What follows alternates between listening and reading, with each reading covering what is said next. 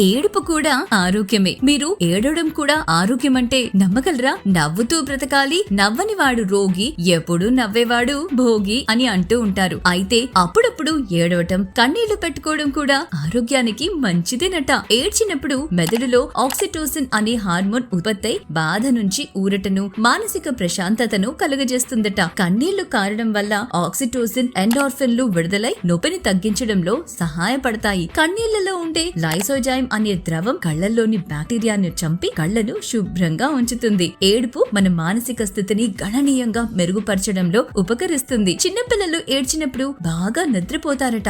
ఏడుపు వారికి నిద్రపుచ్చడానికి బాగా సహాయపడుతుందట. చూసారా ఏడుపు వల్ల ఎన్ని ప్రయోజనాలున్నాయో. మరి మీ సర్కిల్లో చీటికి మాటికి ఏడ్చేవారు ఎవరైనా ఉంటే వారికి ఈ వీడియోను షేర్ చేయండి. ఈ వీడియో మీకు నచ్చినట్లయితే లైక్ చేసి సబ్స్క్రైబ్ చేసుకోండి.